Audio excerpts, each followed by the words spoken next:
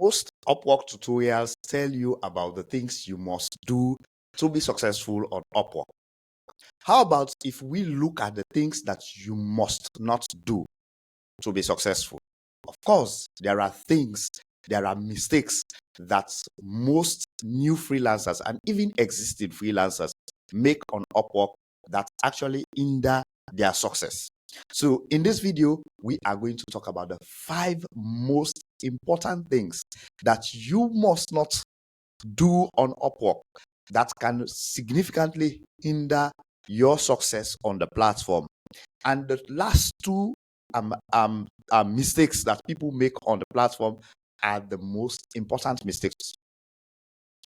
Of course, I have put the last two as the most important ones because I want you to watch the rest of the video. Most of you don't want to watch the rest of the video, you just want to watch some parts of the video.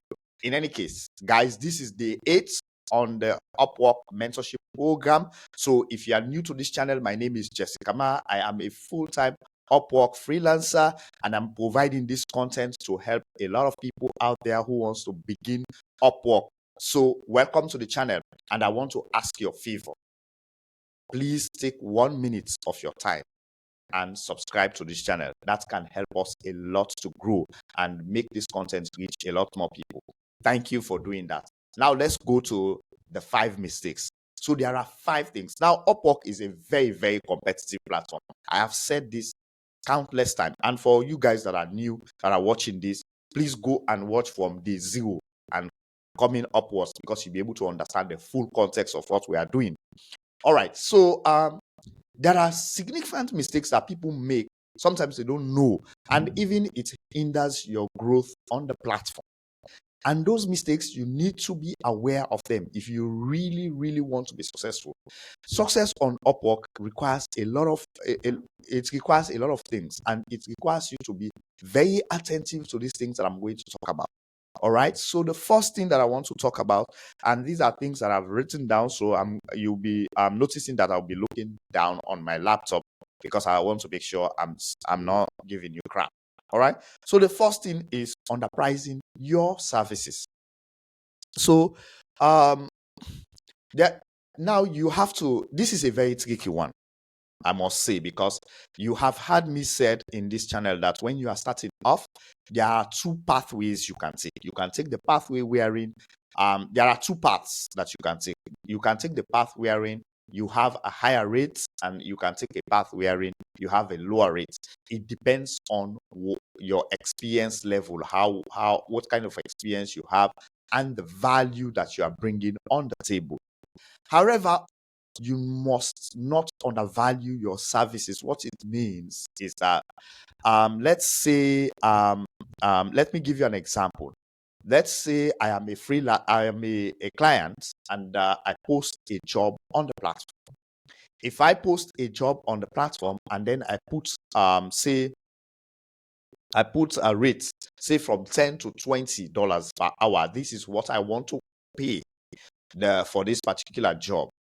Now, what I have seen from recruiting freelancers, and what normally happens, is that you see a lot of freelancers, instead of them putting the minimum that the client has indicated, they will put, instead of $10 as the minimum, they will put $5 because they want to get the job. All right. So they use that strategy basically to lure the clients in to hire them. Now, this works. Of course, most clients will fall for it and they will hire you. But now what happens is that the clients will have question mark in their mind. There are 2 dangers to this. The first one is the client will doubt the quality of your work, because if you are willing to drop your rate at that level, it means you know that you are not providing quality work, or your output is not high. You are basically undervaluing yourself, and that means you are someone that the client has to micromanage. You see, so that doubt is in the back of the client. They will not tell you, but it's always there. Okay. The second danger is that you will start the work because the client has looked at the size of the work, and then they have decided that if I pay somebody minimum $10, they'll be able to work with me and they will be happy on the job. right? And then you apply with $5. What happens? You are not happy in that role because you are doing so much and then you are getting paid less. And you know that this job actually, the rate for this job was $20, right? And now you start worrying, you start trying to get the client to increase your rate. And that's how you get fired. Most people get fired because the client will not be happy. You are the one who said you are okay to work at $5. And guess what? In addition to that, most people even leave out the feature that Upwork has added, which is wherein you can actually set when you want your rates to be included. They leave it out. They don't feel it just because they want to get the job. That is a mistake. Even if you are a new freelancer, even if you have zero experience, I'm going to tell you now, don't ever do that. Make sure you value yourself. In as much as you don't have to exaggerate your rate, you have to value the services that you are providing. Don't allow yourself to go below what the client has already indicated. Now, let's talk about the elephant in the room, right? Like what at what level should I set my rates? Now, if you are new, let's say you are just coming from the university, you've never worked, your experience is so and so, you are not sure about things that you're doing, it is okay, guys. That's why the rate, it is something that you can control. This is where I normally say, look at your level of work and the value that you are providing. The value, what kind of work are you doing? For instance, I cannot say, if I'm a software developer, I will not put my rate at $5. I can, maybe for the most, I'll put my rate at $10, maybe for 1 or 2 months, and then I'll change that rate. Okay. But if you are a designer, likewise, you don't have to put your rate very low. But if you know that I am a let's say I'm a virtual assistant and I don't have too much of experience, I can put my rate at $5. I know virtual assistant jobs is not a difficult job too much. Like, you just need to organize emails and there, here and there, right? So you have to know the kind of skill, the kind of value you are providing, what kind of specialization, and what is the rates, the rate range around that particular specialization. Then you fix your rates. The reason why, if you are totally new and you are inexperienced, why I would advise you to put your rates a little bit lower is that you don't, I'm not contradicting myself, by the way. I said a little bit lower. It means you can put it $5, you can put it $10, right? Your rate. The reason is you don't have a strong portfolio, you don't have very strong feedback on the platform. Maybe your testimonials are so and so. So you need to make sure you put your rate low, because there are clients that are looking for people that are entry level, so they can hire you and then coach you. When you get to those jobs, don't focus on the job.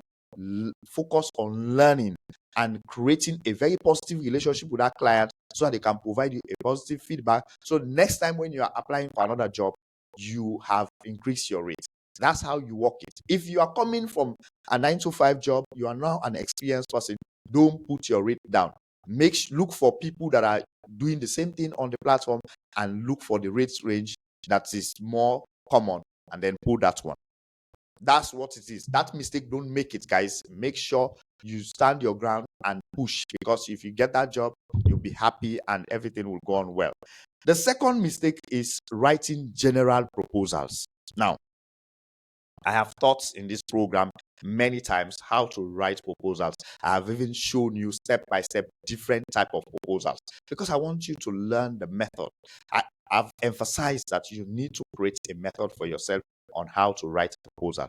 I have seen people, they have only one template of proposal, and it's just a general proposal for their specialization. So whenever they see a job, they just, because they are in a hurry, they just go and grab that template and just drop it. Sometimes even the template is way like the job is going this way and then the template is going that other direction. That is crazy, guys. It's crazy because it makes you look really stupid. Sorry to say that, but that's the truth. Actually, it makes you look really, really like an idiot. Why should you send your proposal in that way? I'm not trying to abuse you, but what I'm saying is, I want you to think about it. If you are the client and somebody sends you a proposal which is totally misaligned from the realities of what you are looking for as a client, you would definitely you'll be just become angry with that person. You will not even want to talk to them because definitely they have not shown any effort. They have not put any effort. So creating a generic template is not bad, but the way you use it, that's where the problem is. So here is what I advise you to do. Always create more than 3 or 4 templates. Have several templates that you've created within that same specialization. Let's say it's an Excel specialization. Maybe you are a data entry specialist, right? Create like 4 templates based on jobs that you've seen on the platform. Look for jobs and then tailor your templates according to those jobs, right? So when a job is posted, what you do, look for the template that is very close to that particular job and then go over it. Make sure you look at the job advert and then adjust your template. Adjust your template according to what the client has required. I've taught on how to show value, the value that you're contributing to the client to help them grow their business. So that's why if you've not seen those videos, go and learn how to create.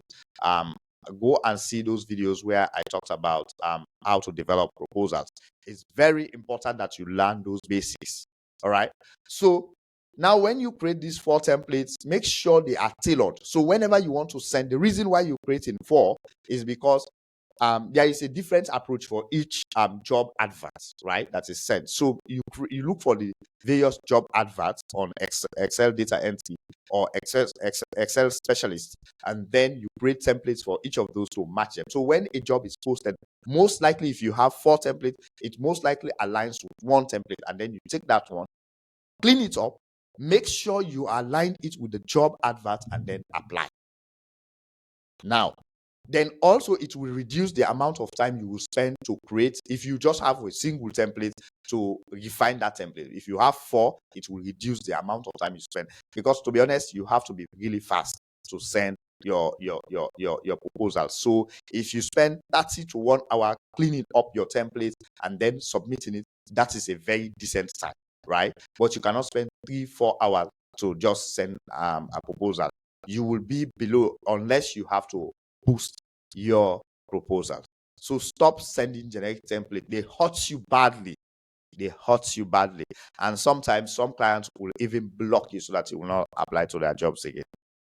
All right, ignoring Upwork policies. Okay, this is the boring one.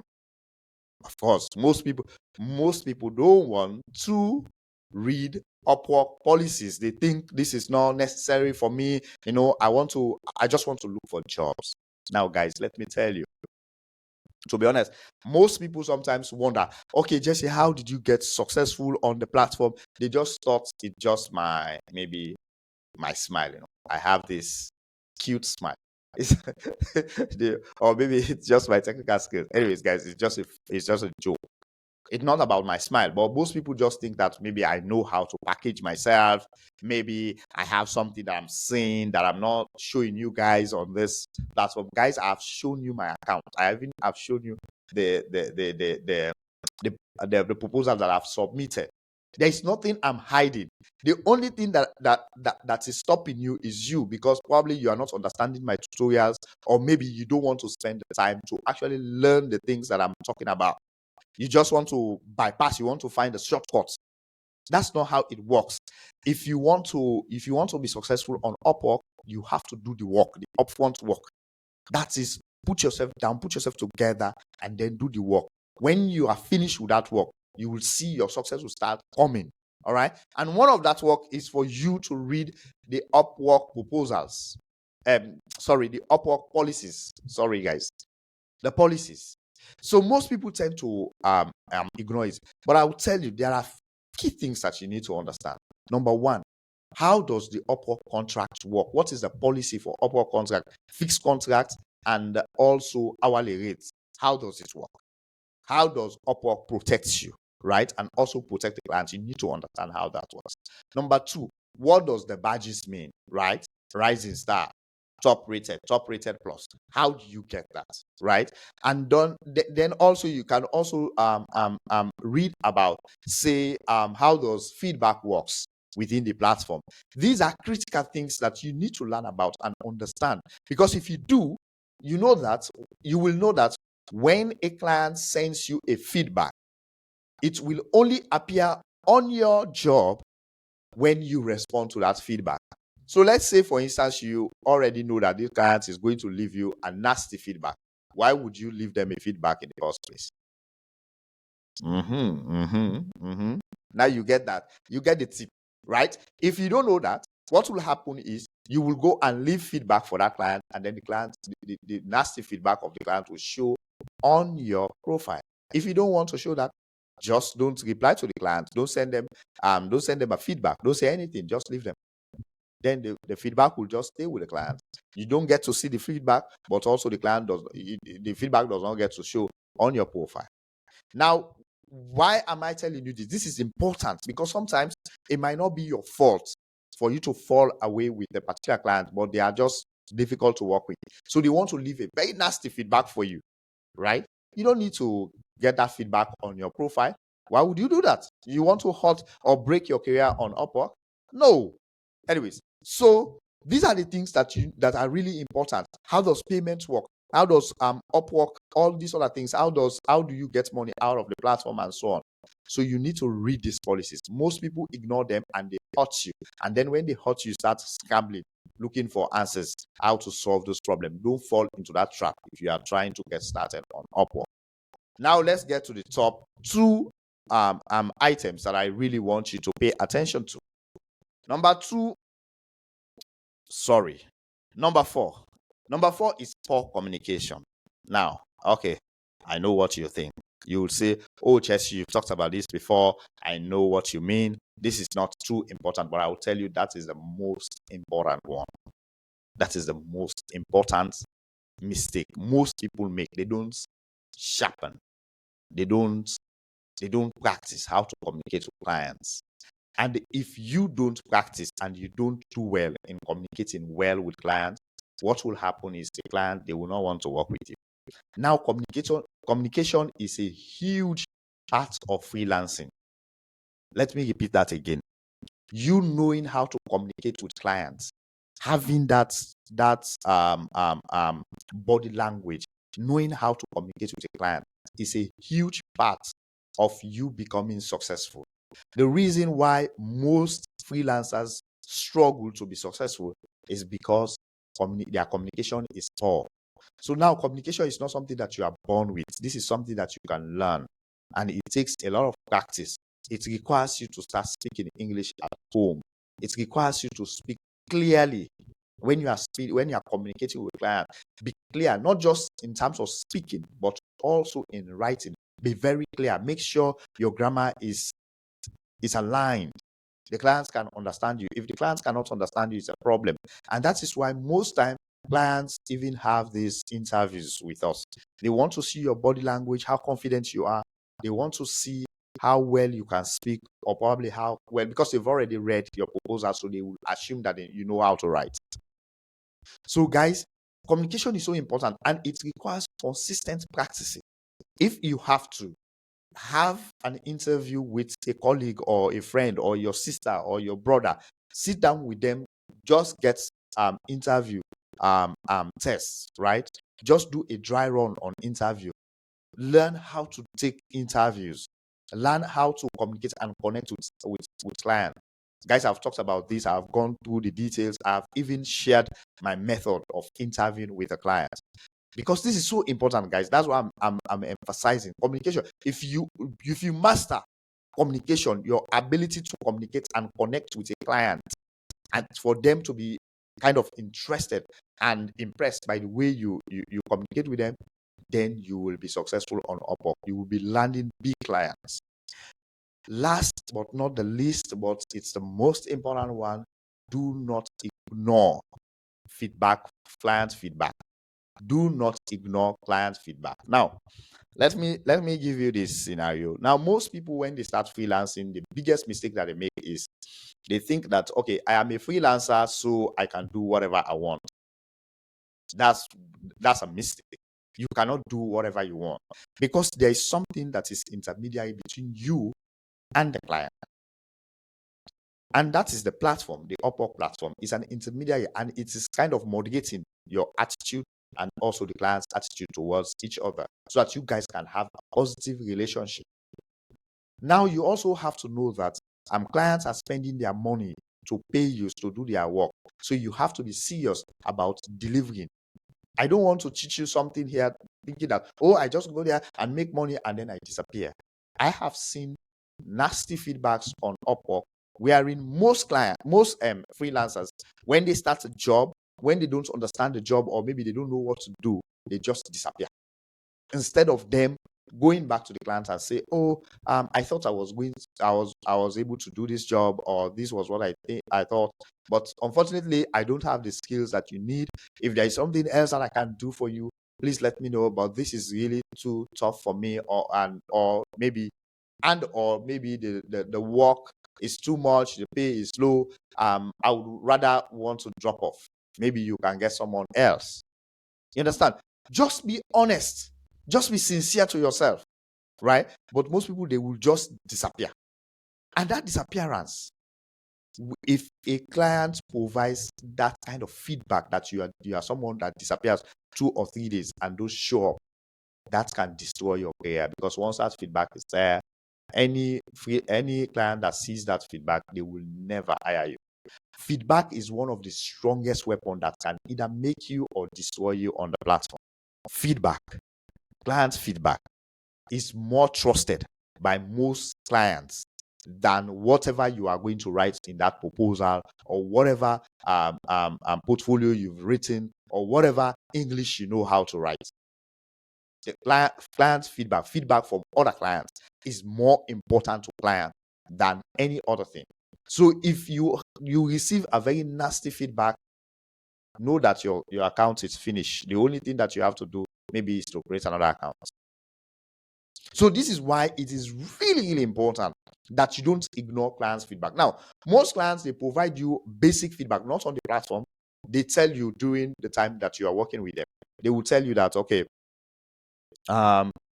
this is what you need to do.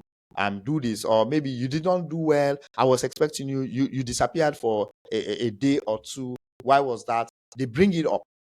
Now, that is a subtle way of them giving you feedback that they don't like it, right? So if a client raise an issue during the time when you are working, make sure you adjust your attitude.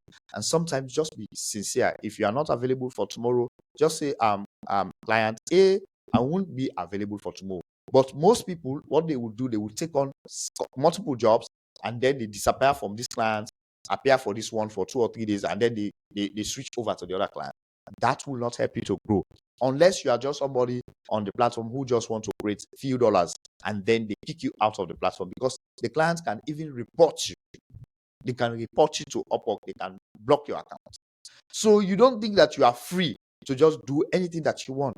So as your mentor, I would advise you to not ignore clients' feedback. Take clients' feedback very seriously and respond to those feedback promptly. If you know that a client is treating you unfairly and you don't think that you can work with them, the best thing you can do is to politely ask them that you are leaving the job, so that you don't think that the job is a good fit for you. Leave their job quietly.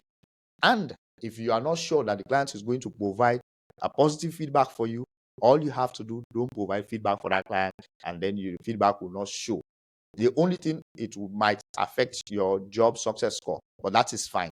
Rather than you having a very nasty feedback that can affect your account. It does not just affect that particular job, it affects your entire account, because other clients will see that feedback. Thank you for watching, and see you on the next one.